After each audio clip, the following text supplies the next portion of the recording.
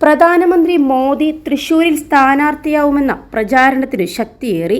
മോദി ജനുവരി 3-നും 17-നും തൃശൂരിൽ എത്തിയതിന് പിന്നിൽ ഇത്തരത്തിലൊരു ആലോചന കൂടിയുണ്ടെന്നാണ് സൂചന.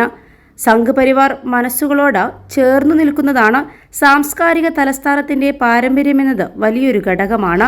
വടക്കുനാഥ സന്നിധി, ഗുരുവായൂർ ക്ഷേത്രം, തൃപ്രയാർ ക്ഷേത്രം എന്നിവിടങ്ങളിലെ സന്ദർശനം കേവലമായ സന്ദർശനമായിരുന്നില്ല.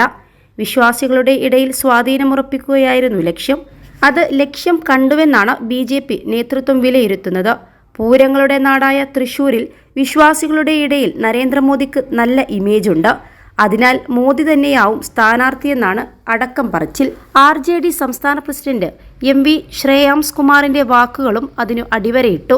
തൃശൂരിൽ മോദി മത്സരിക്കുമെന്നാണ് താൻ ആഗ്രഹിക്കുന്നതെന്ന് TN പ്രതാപൻ MP നേരത്തെ പറഞ്ഞിരുന്നു. പ്രതാപൻ പറഞ്ഞതനുസരിച്ച് മോദി തൃശൂരിൽ മത്സരിച്ചേക്കുമെന്നാണ് ശ്രേയാംസ് കുമാർ മാധ്യമങ്ങളോട് പറഞ്ഞത്. കേരള രാഷ്ട്രീയത്തിലെ തന്റെ സ്ഥാനം ഉറപ്പിക്കുക എന്ന ലക്ഷ്യമായിരുന്നു മോദിയുടെ അടിക്കടിയുള്ള തൃശൂർ സന്ദർശനത്തിന്റെ ലക്ഷ്യം. ഇടതു വലതു മുന്നണികളെ മറികടക്കാവുന്ന ഒരു സ്ഥാനാർത്ഥിയെ തൃശൂരിൽ അവതരിപ്പിക്കുക എന്നതാണ് BJP കേന്ദ്ര നേതൃത്വത്തിന്റെ താൽപര്യം. സുരേഷ് ഗോപിയുടെ പ്രകടനം മോശമല്ലെങ്കിലും അദ്ദേഹത്തിന്റെ സ്ഥാനാർത്ഥിത്വത്തെ സംബന്ധിച്ച ഒരു സൂചന പോലും മോദി നൽകാതിരുന്നത് ശ്രദ്ധിക്കപ്പെട്ടിരുന്നു. സുരേഷ് ഗോപിയെ കണ്ണൂരിലേക്ക് മാറ്റി തൃശൂരിൽ മോദി മത്സരിക്കുമെന്നാണ് അണികൾക്കിടയിൽ പ്രചരിക്കുന്ന അഭ്യൂഹം.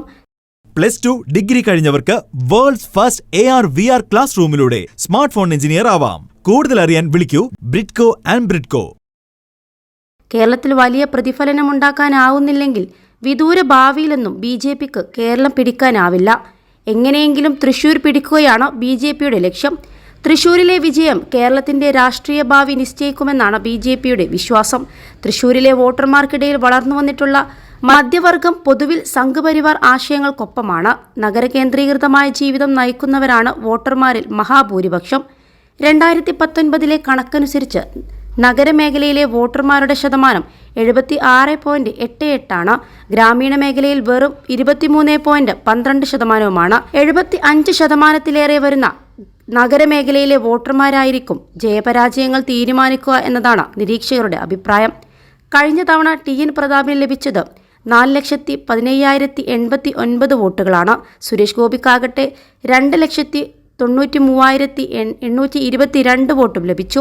ഇവർ തമ്മിലുള്ള വോട്ട് വ്യത്യാസം വെറും 1,21,267 മാത്രമാണ്. മോദി പ്രഭാവം കൊണ്ട് ഇതിനെ മറികടക്കാനാവുമെന്നും വിജയിക്കാനാവുമെന്നുമാണ് പ്രതീക്ഷ.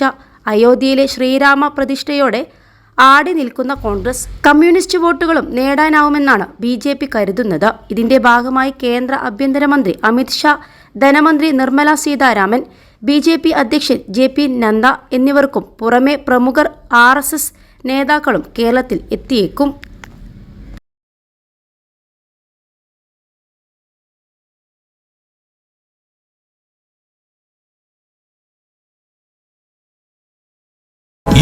ലക്ഷത്തോളം സന്തുഷ്ടരായ ഉപഭോക്താക്കളും 2 ലക്ഷത്തോളം തിമിര ശസ്ത്രക്രിയകളും പൂർത്തിയാക്കിയ മലബാറിലെ ഏക കണ്ണാശുപത്രി അൽ സലാമ ഹൈ ഹോസ്പിറ്റൽ റോഡ്, പെരിന്തൽമണ്ണ.